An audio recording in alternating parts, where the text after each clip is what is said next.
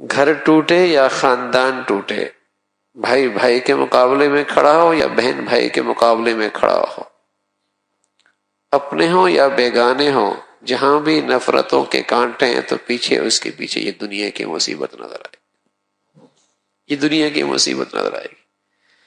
غم دیکھیں تو دکھ دیکھیں، غم دیکھیں دکھ دیکھیں، ڈپریشن دیکھیں تو پریشانیاں دیکھیں تو ایسا لگتا ہے تھوڑی سی دنیا چلی جائے، اس سے ساری دنیا ہی چلی گئی۔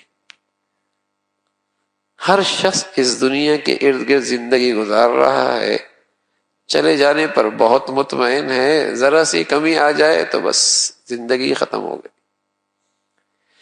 مقصود اور مطلوب زندگی کے جینے کا یہ دنیا بن چکی ہے۔ اس لیے رسول اللہ صلی اللہ علیہ وسلم فرمایا کرتے تھے، حب الدنیا رأس کل خطیئہ، ہر خطا اور برائی کی جڑ یہ دنیا کی محبت ہے۔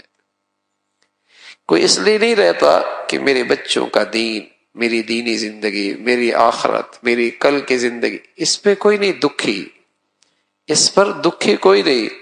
اگر دکھ ہے تو کسی دنیا کی وجہ سے، یہ نہیں ہے وہ ہو گیا ایسا ہو گیا، یہی دنیا کے دکھوں نے اسے گھیر رکھا ہے۔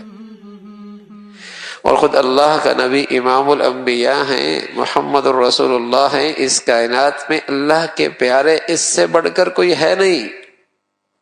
جو وجہ کائنات بنے ہیں اللہ کا نبی، اللہ کے اس نبی کے گھر کی زندگی کیسی تھی؟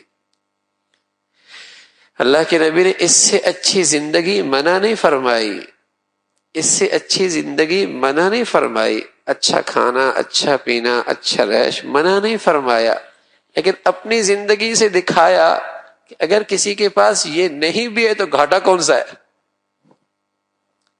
اگر اس میں سے کچھ چلا بھی ہے تو کون سا نقصان ہوا، اگر اس میں کچھ کمی پیشی ہو بھی گئی تو کیا ہوا۔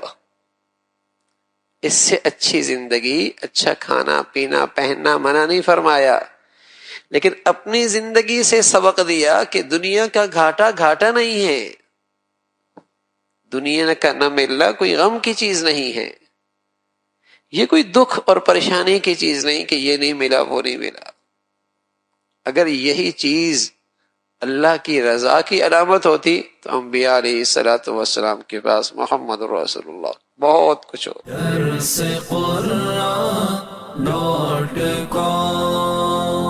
www.darsequran.com